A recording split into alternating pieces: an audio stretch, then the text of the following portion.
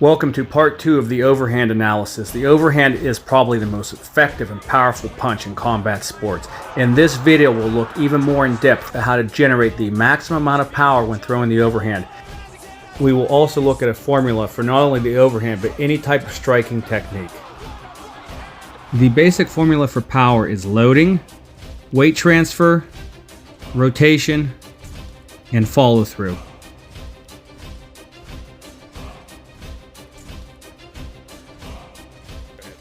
Here in this example, you'll watch Lindsay throw an overhand without using some type of lead hand setup or action before it. It's actually quite difficult to throw a good overhand without using the lead hand to set it up. Even though she's not throwing a jab, watch how the lead hand draws out to mechanically load for the overhand. So in this example, the lead hand is naturally extending out to mechanically load the torso and the shoulders and the rotational muscles to throw the overhand punch. That's why lead hand action is so important in throwing a punch. Throwing a jab is not just a good tactic, it also mechanically loads for the punch. Increased loading equals a stronger punch.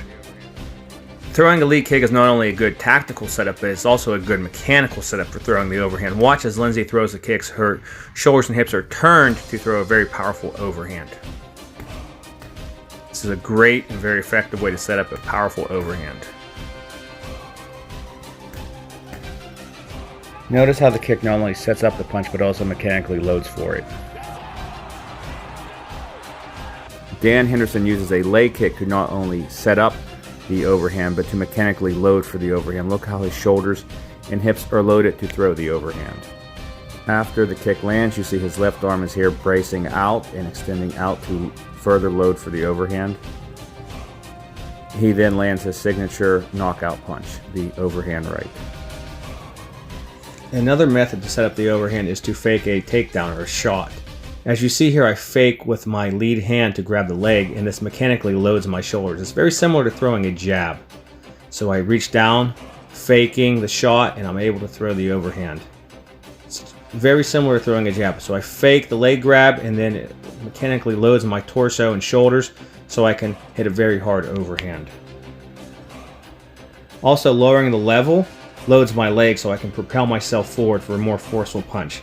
So as you see here, I'm loading not only my torso and shoulders, but also my legs through this setup. Again, look at how the leg grab not only sets up the punch through misdirection and faking, but it also mechanically loads for a more powerful overhand. So we see here lowering his level, it's mechanically loading to throw the overhand.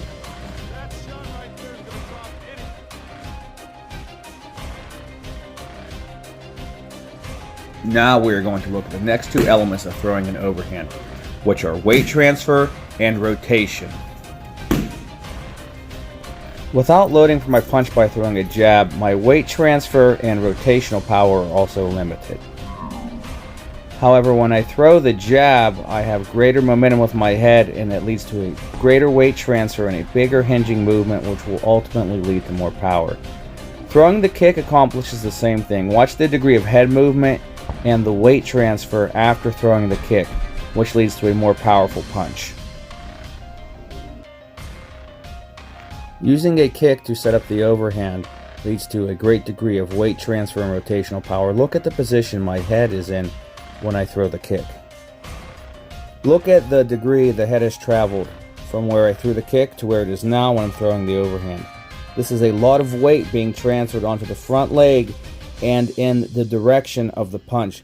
It's also a large hinging movement again from where the head was to where it is now, which leads to great rotational or hinging power. Here's a great example with Randy Couture of this exact move.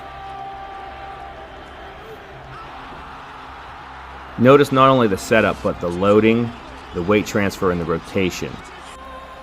We see here loading, weight transfer, rotation, and he drops Tim Sylvia.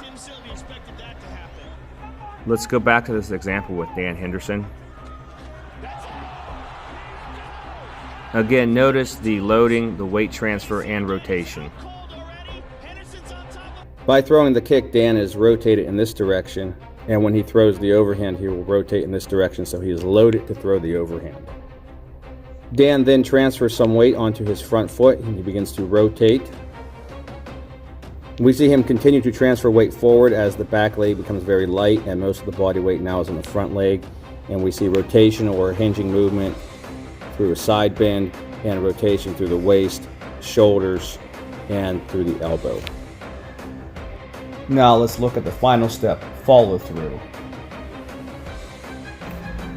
The reason why follow through is important is because it lets you punch with full force. Without follow through, you'll actually have to decelerate your punch before it reaches its target, which will reduce the force of the punch. Look at how Cunningham carries the motion of the overhand through to the very end of the movement. Again, big overhand carrying it all the way through, full follow through. Although not as exaggerated as our last example, here's an excellent example with Rashad Evans on Chuck Liddell. And notice how the follow through is a little bit different when throwing a combination. Here's an example with Rashad Evans. Even though he throws a hook after this overhand, you'll still see follow through after it hits. He hits, there's still follow through there, and then he throws the hook. Now let's put it all together with his example with Dan Henderson. Here we see him throw the leg kick, which loads the overhand, and then he weight transfer, rotation, follow through, and there's the knockout. This is an excellent example with Mighty Mo, who drops professional boxer Francois Botha.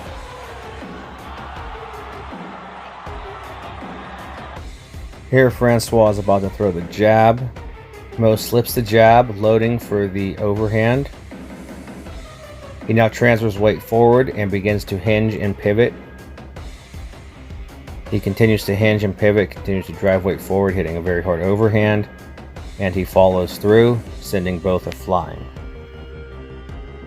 Again, watch the loading, the weight transfer, rotation, and follow through. Remember, when throwing an overhand or any strike for that matter, loading, weight transfer, rotation, and follow through.